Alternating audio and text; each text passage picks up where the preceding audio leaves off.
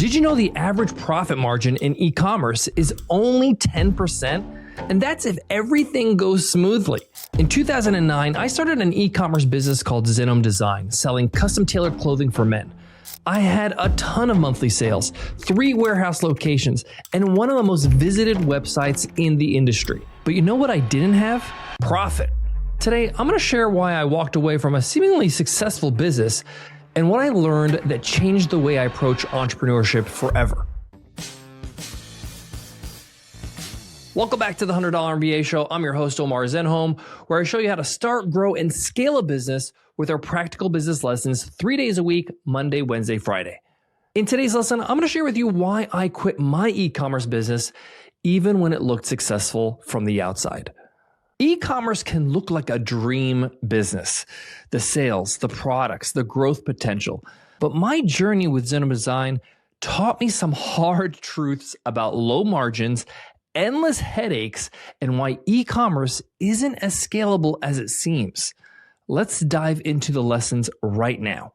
The first thing I want to do is share with you what was the reality of my e-commerce business. When I started Zenhom Design back in 2009, I was excited. I was so happy that I have a product that people love, that people are knocking down my virtual online store doors to buy. It was high quality. It was the market leader. People were talking about it with their friends and family. Just a bit of background, we sold custom tailored clothing for men. And the reason why I got into it is because I'm 6'5". It's very hard for me to find clothes that fit me perfectly. And I was creating these products for myself, so I started to sell it for other people just like me. The website traffic was incredible. The sales were flowing in effortlessly. And at one point, we had 3 warehouse locations delivering to over 30 countries around the world. It looked like a dream on the outside, but behind the scenes, it was a nightmare. Here's a little secret. Sales doesn't mean success. Profit does. So why did I quit? Here are the reasons why I decided just to walk away from this business.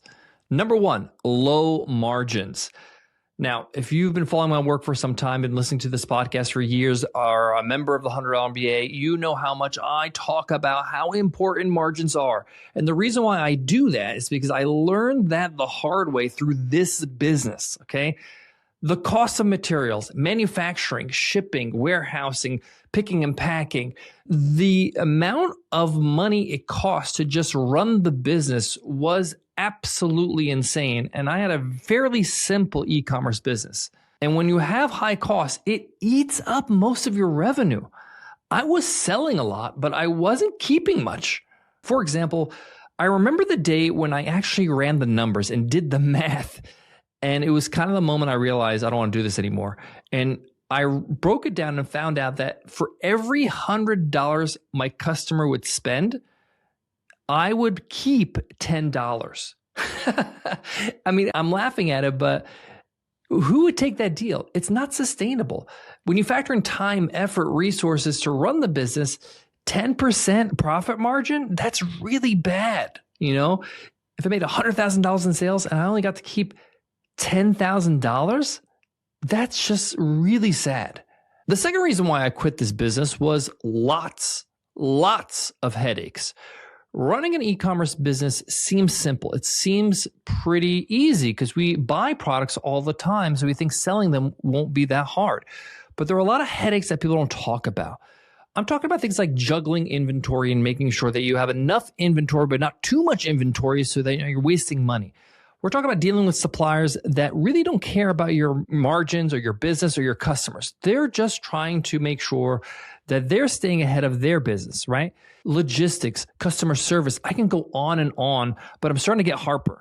One mistake that happens, like a shipment delay or a defective product because the person that's manufacturing your product, skipped the beat or something like that, it could wipe out weeks of profit for you. One small mistake.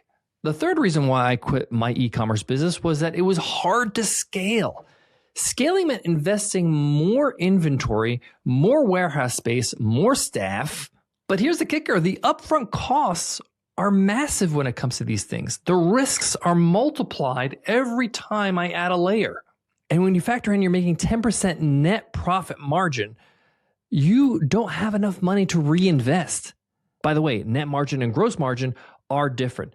Gross margin is how much money you make off the cost of the actual good to fulfill that product or fulfill that product to the customer. So for example, if it cost me, $10 to make this notebook and I sold it for $15, my margin is $5. But that's just the gross margin for selling this one notebook, okay?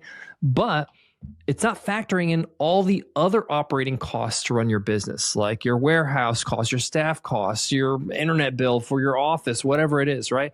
That's net margin. Fourth reason why I quit on this business: too many things can go wrong. Listen, when you're selling a physical product, there are so many things that are out of your realm of influence, and therefore so many things can go wrong. We're talking about manufacturing errors. We're talking about supply chain issues, even things that you don't even consider, like tariffs and shipping delays. They constantly disrupt your business and constantly disrupt your quality or your consistent quality that you want to offer the customer. At this point, when I was starting to realize these things in my e-commerce business, I realized I was working harder and harder for smaller and smaller returns. I love the saying, don't let a good crisis go to waste. So I learned a ton from this business I absolutely hated so much that I'm sharing it with you here publicly on this podcast. And here's the thing, walking away from Zenhom Design wasn't easy, but it was the best decision I ever made. Here's what I learned. The first thing I learned is that profit margins are not the most important thing. They are everything, okay? A business without healthy margins is like a car without gas. If you don't have it, you're going nowhere.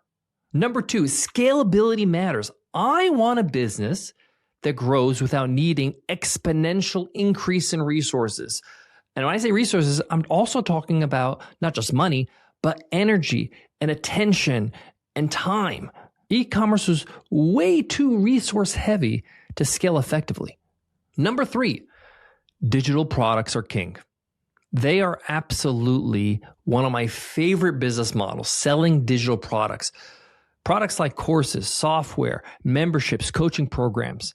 They have low overhead and high margins, and they're easy to scale and can scale infinitely. When I started to focus on digital products like Webinar Ninja, my software product that I built for 10 years for over 30,000 users and recently got acquired, and this business, the $100 MBA, everything changed. No warehouses, no shipping delays, just value delivered instantly at high profit margins. It's a win-win for me and the customer. So why am I a big believer of digital product businesses? Why do I teach other people to build businesses around digital products? The answer is pretty simple. They are a high value business that increases the likelihood of success for you and your customer. So let me break that down. Today, I only start or invest in or work on or coach people to build businesses around digital products. That's it. Well, you might be asking, why, Omar? Why are you so passionate about this? Why are you a big believer in this? Why won't you back an e-commerce business, invest in one? And I'm going to break it down for you. Digital products are just superior. And we talked about high margins. That's the first reason why I really believe in these products. Because once you create a digital product, every sale is almost pure profit. I have a friend of mine, Michael Maidens, who's one of the best people when it comes to product launches. And he says, once you create your product and sell it once, every customer after that, you're basically selling logins, okay? You're selling the ability for them to log into your community, to your course, to your product, to your software, whatever it might be.